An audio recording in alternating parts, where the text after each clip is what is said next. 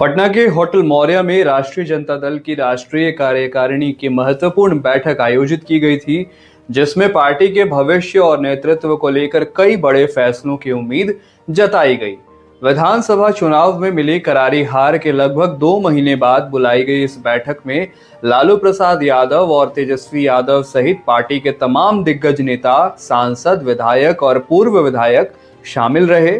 इस बैठक का जो मुख्य एजेंडा था वो ये था कि तेजस्वी यादव को पार्टी का राष्ट्रीय कार्यकारी अध्यक्ष नियुक्त किया जाए, जो कि कर दिया गया है। बैठक में शामिल होने पहुंचे नेताओं ने स्पष्ट किया कि तेजस्वी यादव के नेतृत्व में पार्टी और अधिक मजबूती से आगे बढ़ेगी और युवाओं को एक नया मंच मिलेगा।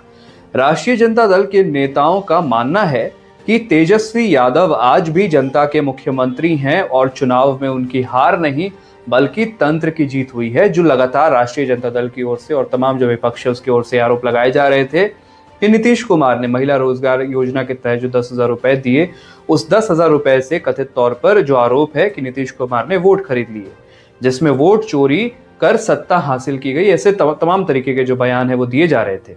बैठक के दौरान बिहार की कानून व्यवस्था और हाल ही में हुई नीट छात्रा मामले को लेकर जो घटना हुई है उस मामले को लेकर विपक्ष ने तीखी प्रतिक्रियाएं दी हैं। राष्ट्रीय जनता दल की ओर से तीखी प्रतिक्रियाएं देखने को मिली।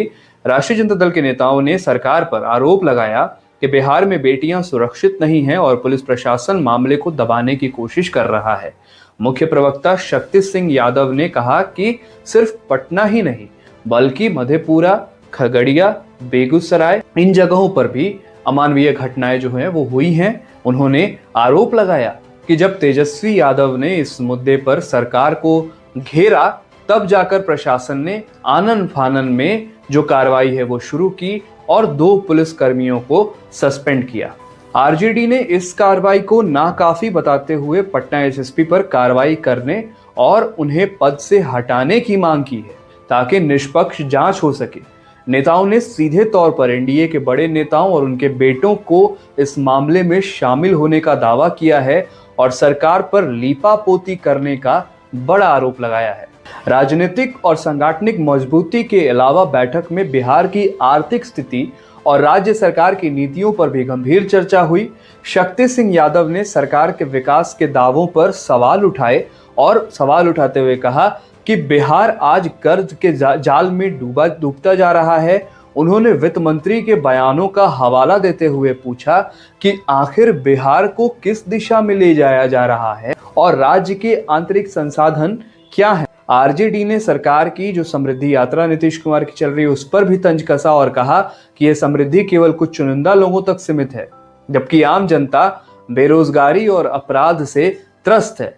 पार्टी ने संकल्प लिया है कि वे इन सभी मुद्दों को लेकर जनता के बीच जाएंगे और तेजस्वी यादव के नेतृत्व में एक सशक्त विपक्ष की भूमिका निभाते इस सरकार की विफलताओं को पूर्ण रूप से उजागर करेंगे, विफलताओं को गिनवाएंगे। अब बैठक में राजीव प्रताप रूडी के बयानों को लेकर भी कड़ी नाराजगी जताई गई।